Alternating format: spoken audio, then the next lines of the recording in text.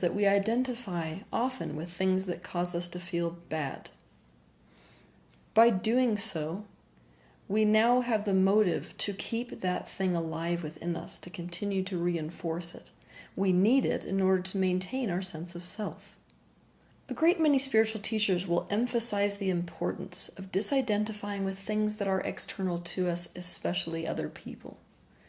But it is my opinion that these things that are external to us are not the things that are causing us the most amount of suffering.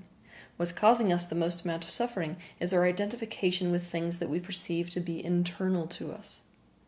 We are the most identified with the three primary aspects of ourselves, those being body, thoughts, and emotions. Each of these three aspects is inherently a different expression of source consciousness. We mistake these expressions to be the totality of who we are. A bit like a painter who has become so identified with his painting that he has forgotten that who he ultimately is more than his painting. In other words, we think we are our emotions, we think we are our body, and we think we are our thoughts. And as such, we are so attached to them that they affect us immensely. They cause us to suffer. Those of us who have painful emotions, painful thoughts, or a painful body suffer to the degree that life becomes an absolute torment. This is the reason that disidentification is one of the highest forms of spiritual practice that you can take on. To become disidentified with something, you have to simply see it as other than you, as separate from you. You could disidentify with just about anything. You could disidentify with your pain, for example. To disidentify with your pain, all you have to see is that your pain is like a separate self. You can conceptualize of your pain as a separate entity. And when you experience pain, you can observe that pain as if you were watching that separate entity reacting. In this way, you do not take the pain personally because you have disowned it. But the most important thing you can do as it applies to disidentification is to disidentify with your thoughts, disidentify with your emotions, and disidentify with your body. You will notice that your attachments to external things, people, places, etc., will just fall away simply on their own as a result of doing this, because those external attachments are filtered through our primary attachment or identification with our emotions, with our thoughts, and with our body. The hardest part about spiritual practice is the complementary contradictions that inherently exist within a multidimensional universe. Truths are not necessarily the same on different dimensional levels. Sometimes they contradict themselves, but each are true in their own right. Ultimately, at the highest truth, all is one. The painter is absolutely the same as his painting. So any form of disidentification is to enhance the self and otherness within this universe, when nothing is other than you. Not your mind, not your body, not your emotions, not other people, not your kitchen table, not your dogs, nor the clouds, nor the cement on the sidewalk. But to even see, much less experience this truth, you must first disidentify from the very things that are keeping you locked in your own intense sense of identity. The false self is like a composite of things you are identified with. Like onion layers, you strip each thing you're identified with away to expose the truth of who and what you really are. The true self is then revealed. We do not engage in this separating from the things we're identified with or attached to process with an attitude of resistance. To do this would just be to perpetuate the issue. Instead, what we do is to completely allow ourselves to become aware of the identification. And in the awareness of the identification, we are in that moment disidentified with the very thing we are witnessing. The best way to think about this is to think of these things that you're identified with like rose petals that simply when exposed to the light of the sun will begin to fall away from the stem. To try to push away the things you're identified with only causes you to become more identified. It only causes you to feel rejected by yourself. You essentially cause an intense survival reaction within yourself in response to your own self-rejection. You cannot try to take something away from yourself without hurting yourself. As it applies to body, mind, and emotions, you cannot try hard or disconnect from those aspects of yourself without those things being perceived internally by you as self-abandonment. The way to begin allowing these aspects of you to fall away from the true self is to recognize all the things that you're attached to. For this reason, I want you to take out a blank sheet of paper and I want you to write down all the things that you think you might just be attached to. Keep in mind, of course, that the actual list of things that you are attached to extends far beyond this one you're about to create. But this is a consciousness exercise. A good way to find things that you're identified with is to look at all the things you identify as mine. For example, the minute you say my friends, you are identified and thus attached to them. Also, look at all the things that you would fill in the blank with when you say I am fill in the blank. Those things you are also attached to. For example, the minute you say I am sexy, you are identified with being sexy. Also, try to identify the thoughts and beliefs that you're attached to. For example, one belief you might be attached to is money doesn't grow on trees. Try to recognize the emotions that you are identified with. Emotions that you're identified with are the ones that are chronic. They come up more often. They might even set the emotional atmosphere of the totality of your life. For example, disappointment might be one of them. Also, I want you to try to recognize the aspects of your body that you are identified with. For example, if you see yourself as fat, you are identified with being fat.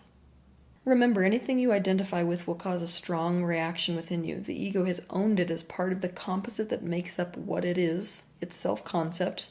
Whenever those things are threatened, the ego will go into a state of reactivity and defense.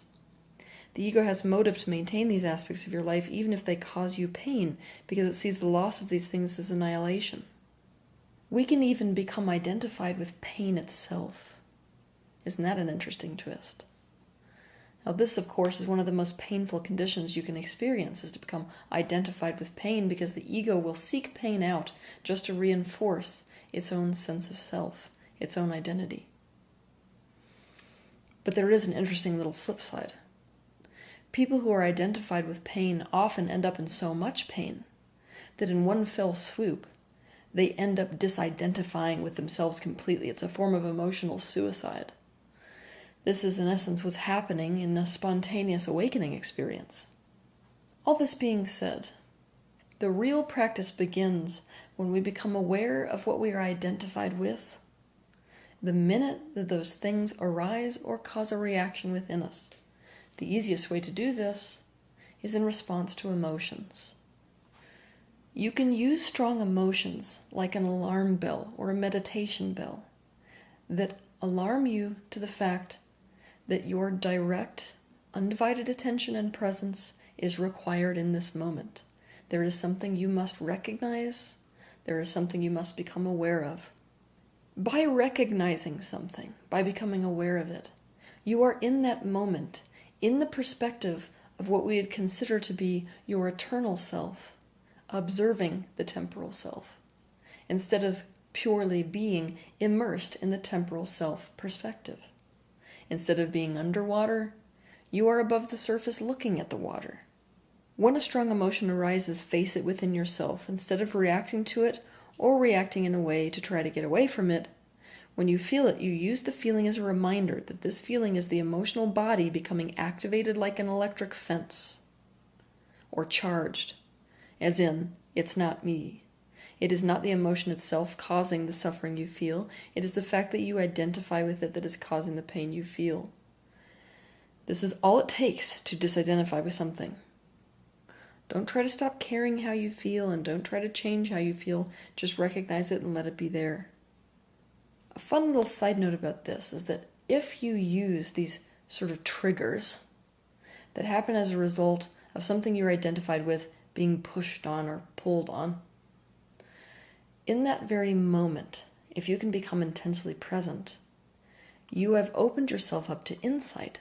You will experience intuition and insight dropping into your being as a result of being fully present with that strong emotional reaction, instead of reacting to it. For example, you might notice what it is that triggered you and why it triggered you. You might receive insight that allows you to help dissipate that charged reaction.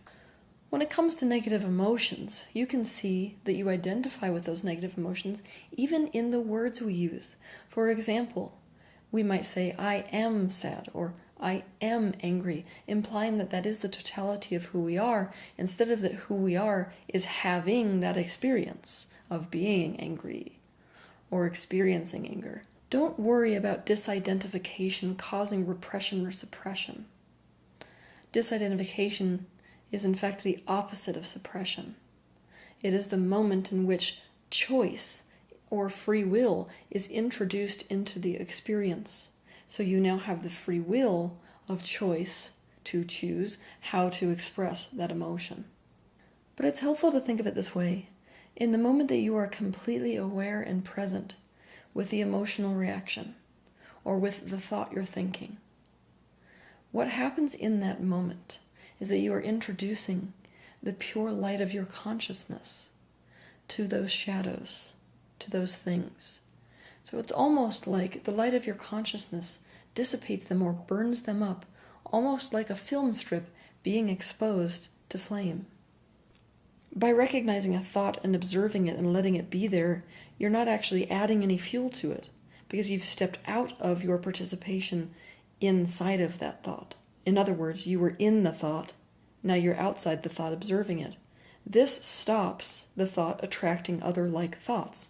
So you have essentially stopped the momentum of thought, which stops the negative spiral.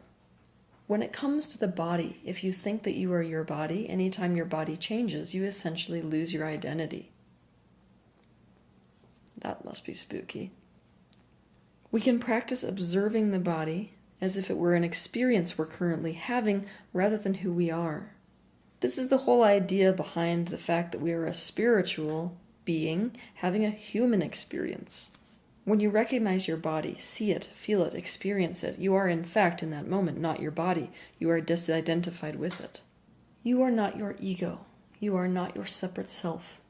In the moment that you become aware of ego, you are in that moment disidentified with ego. And what you can acutely see is what you are not.